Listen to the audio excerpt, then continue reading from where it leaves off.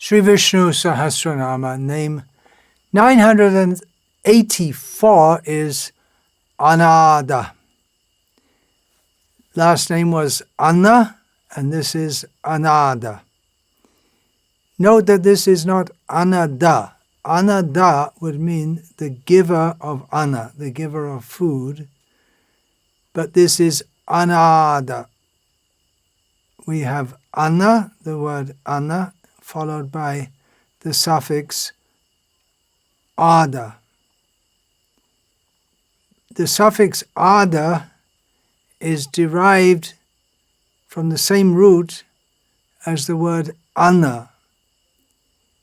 Anna, that which is consumed or that which is enjoyed. And so we have the enjoyer of the enjoyed, or the enjoyer of those who enjoy. What are we talking about? What we're talking about is that Bhagavan, Vishnu, Narayana, Krishna, enjoys the devotees who enjoy him. This is the meaning that Parashara Bhatta gives. The devotees enjoy him, and he enjoys the devotees enjoying him. They're happy with him, he's happy that they are happy with him, and then they become more happy, and then he becomes more happy, and it goes on like this. Anam ati iti anadaha. Who enjoys those who enjoy him. Taittiriya Upanishad, these two terms, Annam and Annada, come up. Ahammanam, ahammanam, ahammanam, ahammanado, ahammanado, ahammanadaha.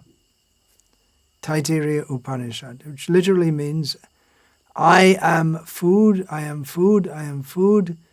I am the enjoyer of food, the enjoyer of food, the enjoyer of food. What does it mean that the Lord enjoys those who enjoy him? Or literally it means he enjoys those who enjoy food. Can be taken like this. Well, we have directly in Srimad Bhagavatam, Canto 3, Chapter 16, Text 8, Lord Vishnu says, Nahang tatadmi yajamana havir vitane shyotad grita plutam adan huta bhumakena yad brahmanasya mukhatas charato nughasam tushtasya mayavahitair nijakama pakaihi. I do not enjoy the oblations offered by the sacrifices in the sacrificial fire, which is one of my own mouths. What's he saying? I do not enjoy it. But I do not enjoy it with the same relish as I do the delicacies overflowing with ghee, which are offered to the mouths of the brahmanas who have dedicated to me the results of their activities and who are ever satisfied with my prasad. So Krishna is saying, again, these names, Anna and Annada, come after 12 names discussing the various nuances of the Lord as Yagya, Yagyapati, Yagyabhuk, Yagyakrit, and so on. So we're talking about sacrifices, offering oblations in the fire that is enjoyed by Krishna. He is Yagya Bhuk, the enjoyer of the sacrifice. But here he says, I enjoy that, but I enjoy more when those brahmana, devotees, who have dedicated themselves fully to me and who are ever satisfied with my prasad, my mercy, I enjoy more when they are fed with luscious food overflowing with ghee. So their lives are dedicated to him, and he becomes satisfied when they are served, specifically here with food, anna. Similarly, we have in the Bhagavatam, Canto 7, Chapter 14, Text 17, Nahi Agni Mukhato Yangvai Bhagavan Sarva Yagya Book. Yagya Book. We just had that name, Yagya Book. Ijeta Havisha Rajan Yata Vipra Mukhe Hutai. Same thing is said. The Supreme Personality of Godhead, Sri Krishna, is the enjoyer of sacrificial offerings. Yet although his lordship eats the oblations offered in the fire, my dear king, he is still more satisfied when nice food made of grains and ghee is offered to him through the mouths of qualified brahmanas. So we may not be able to do yagyas with all the ritual ceremonies, but we can feed the devotees with very nice food. That is very much part of Vedic culture, very much part of Vaishnav culture, to feed the devotees with the understanding that Krishna is very pleased by this. But the devotees, they like to take food which is first offered to Krishna.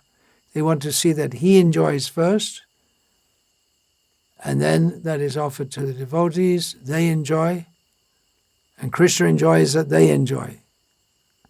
So he is Annada, the enjoyer of those who enjoy him. Devotees enjoy Krishna.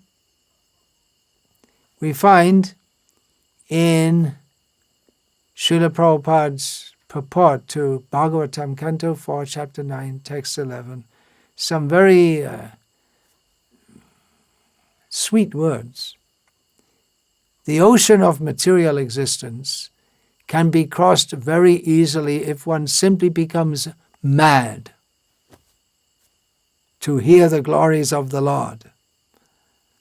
Bhavad Guna Katha, for anyone who persistently engages in hearing the topics of the Lord from Srimad Bhagavad Gita, Srimad Bhagavatam, and Chaitanya Charitamrita, and who is actually addicted to this process just as one becomes addicted to intoxicants, it is very easy to cross the ocean of material, cross the nescience of material existence.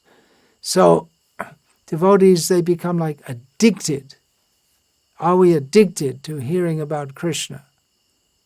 We say we're so much greedy, so much anxious to enjoy that. And Krishna enjoys to see the devotees enjoying him. Parikshit Maharaj heard Bhagavatam from Shukadeva Goswami. He did not eat or sleep for 7 days, and Shukadeva also, just going on talking, and Parikshit going on listening, so absorbed in hearing Bhagavatam. They're enjoying to hear that. And Shukadeva was enjoying to speak, and Krishna was enjoying that they were enjoying. So who is ultimately the real enjoyer? The devotees enjoy him, and he enjoys that they enjoy him. So he's ultimately the real enjoyer. But then it goes on, it's back and forth, because then the devotees enjoy seeing him, being happy with them, then he becomes more happy at this. Who is the ultimately enjoyer? It has to be Krishna, because it is the natural constitutional position of every jiva to be enjoyed by Bhagavan. And the devotees are happy, seeing them happy with him. In this regard, there is a statement in Sri Chaitanya Charitamrita, series of verses describing how the gopis, they seem like young women who are lusty after Krishna. Sometimes it's called like that also. It's called the gopis' calm, the gopis' lust for Krishna, but it describes how it's not it's not anything like mundane lust, because the gopis, they do everything for the enjoyment of Krishna. They're interested in Krishna's enjoyment. They want to see that he is happy. Chaitanya Charitamrita states, "Ei deha koilon ami Krishna shamarpan, tar dhan tar iha shambhog shadhan."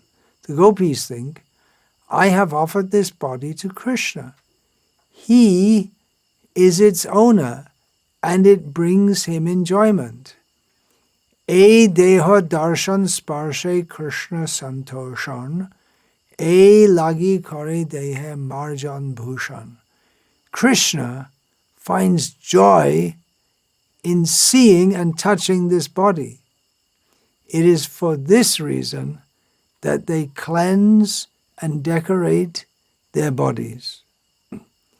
And then in Chaitanya Charitamrita comes a quote from Krishna, Sanskrit verse, Nijangam api yago pyo mameti samupasate ta bhyaf parang name partha nigurha prema bhajanam. O Arjuna, there are no greater receptacles of deep love for me than the gopis, who cleanse and decorate their bodies because they consider them mine. Are kadbhut gopi bhave shobhav, buddhi gocha nahe jaha prabhav. There is another wonderful feature of the emotion of the gopis. Its power is beyond the comprehension of the intelligence. Gopi garna kare jabe Krishna darshan, Shukavancha nahi shuk hoi koti gun. When the gopis see Lord Krishna, they derive unbounded bliss, although they have no desire for such pleasure. They're not going to Krishna for pleasure, but naturally they get pleasure by seeing him. But then what happens? Gopika darshane Krishna jayananda hoy, taha hite koti gun gopi ashadai. The gopis taste a pleasure 10 million times greater than the pleasure Lord Krishna derives from seeing them. So who is the greatest enjoyer? The gopis enjoy more. They don't go for pleasure. They only want Krishna's pleasure, but they get more pleasure by giving him pleasure than the pleasure that he gets from them. So it's a complex psychology here. Annada, the enjoyer of those who enjoy him. Ta shaba nahi nija shuka anurod, tatapi bardhaye shuk parilo birod. The gopis have no inclination for their own enjoyment, and yet their joy increases. That is indeed a contradiction. E birode ekmatra deki shamadhan, gopika shuk Krishna shuke parja bashan. For this contradiction I see only one solution. The joy of the gopis lies in the joy of their beloved Krishna. Gopika darshane Krishna bardhe prafulata, she madhurja bardhe janahik shamata.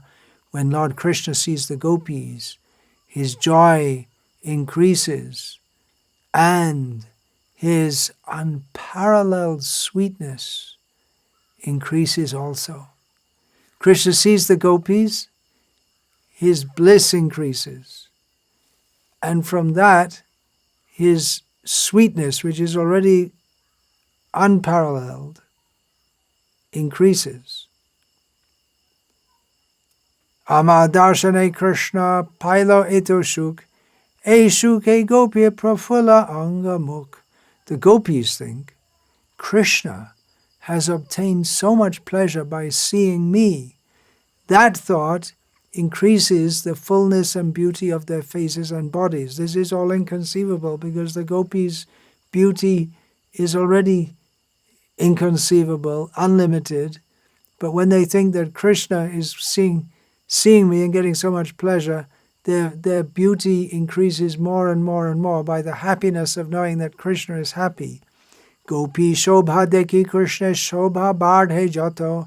Krishna shobha deki gopi shobha bardhe tato. The beauty of Krishna increases at the sight of the beauty of the gopis. And the more the gopis see Lord Krishna's beauty, the more their beauty increases. E mato parashpa pare hura huri, parashpa bardhe keho muk nahi muri. In this way, a competition takes place between them. They're not out for a competition, but it's a competition of prem. It's the bliss of each other. In each other's bliss is increasing each other's bliss, and it goes on. So in this way, a competition takes place between them in which no one acknowledges defeat. Kintu Krishna sukh hoy gopi rupa gune, ta shuke shuka bridhi hoye gopi gune.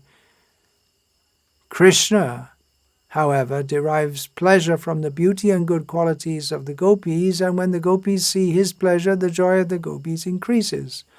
Atev sheshu Krishna shukaposhe, ehetu gopi preme nahi kamadoshe. Therefore we find that the joy of the gopis nourishes the joy of Lord Krishna. For that reason the fault of lust is not present in their love.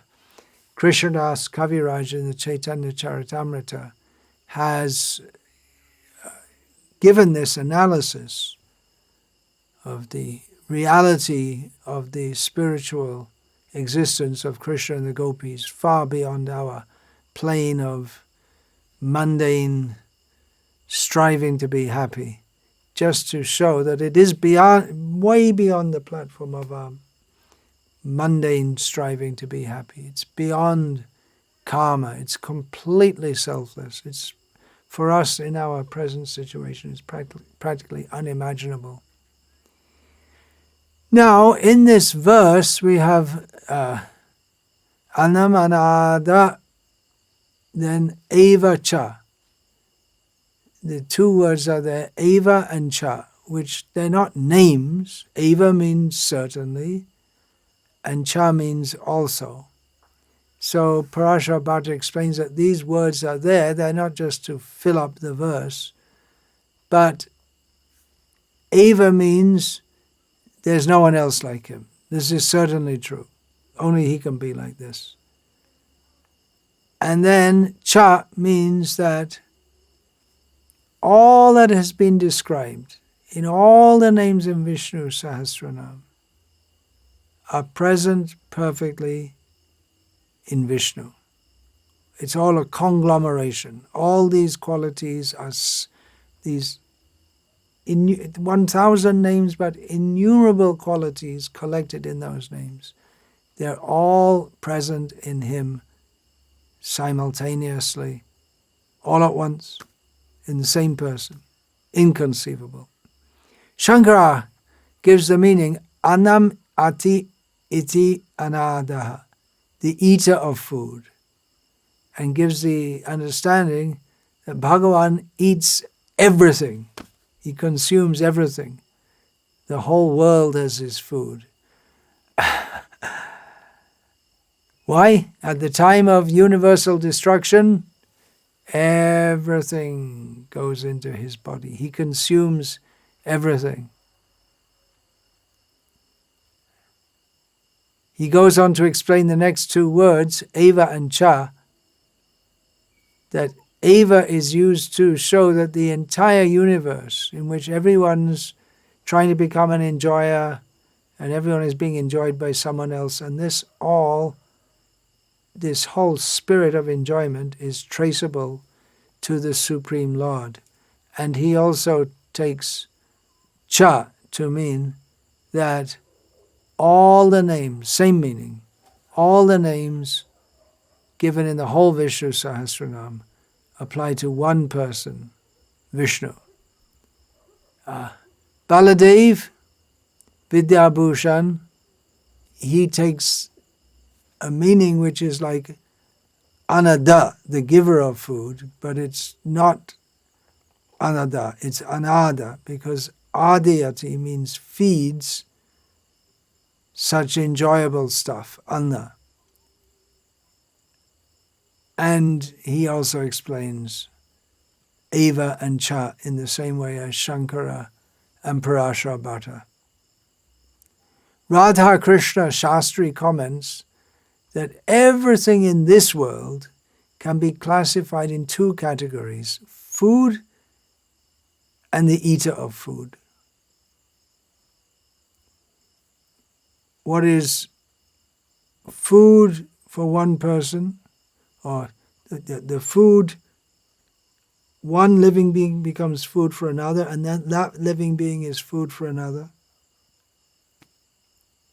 The leaf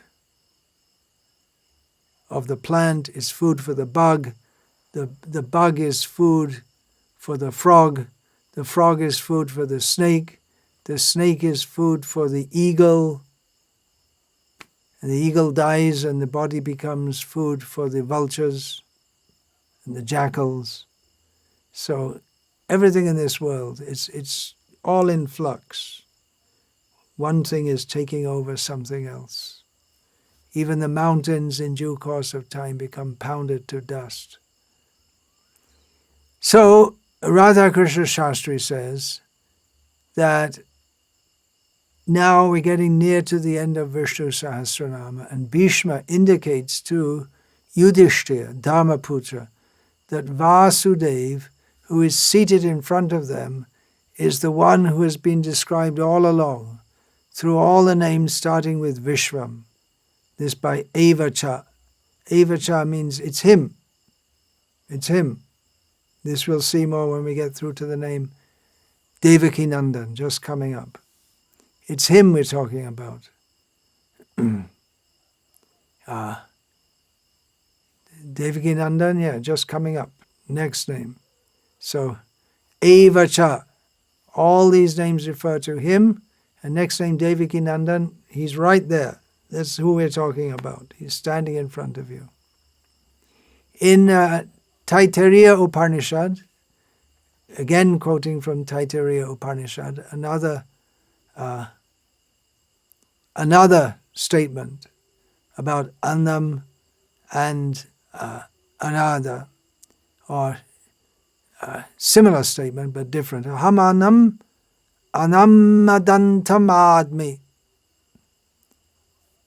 He pervades food as well as the eater of the food, so he is both the form of that which is consumed and that which is the eater of the food. So he pervades food and the eater of the food.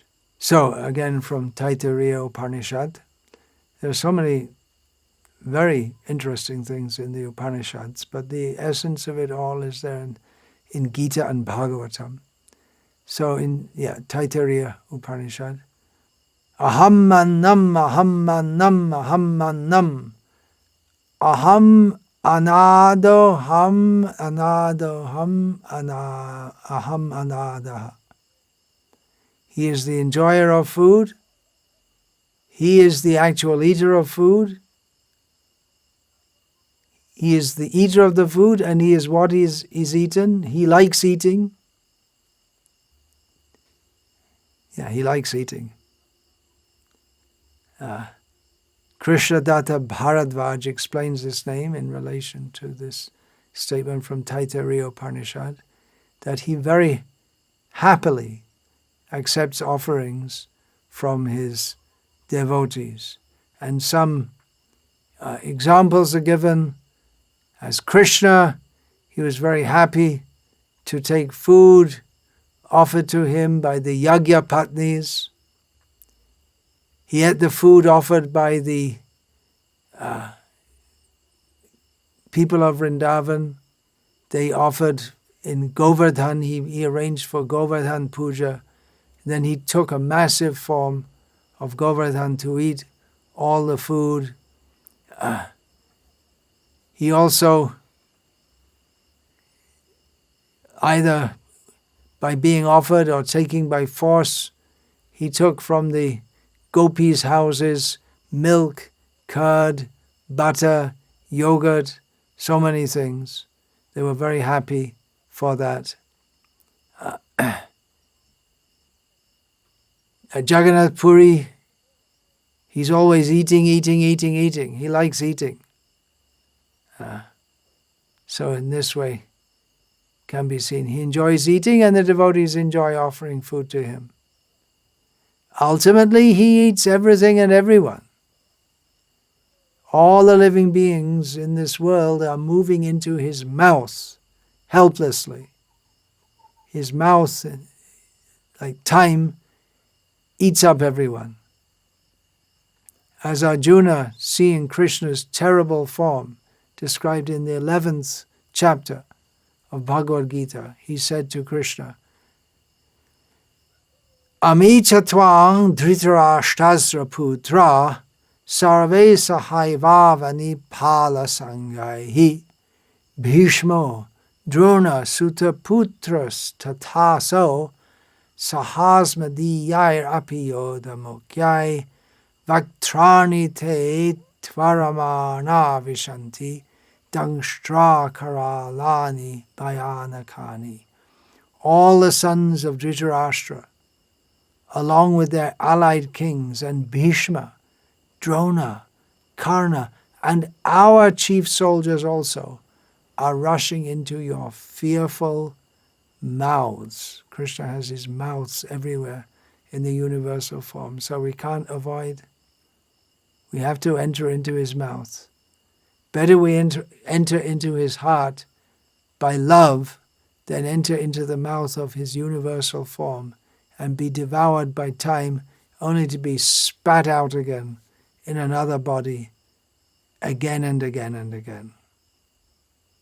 Better feed him nice food, better please him, do everything we do for his pleasure.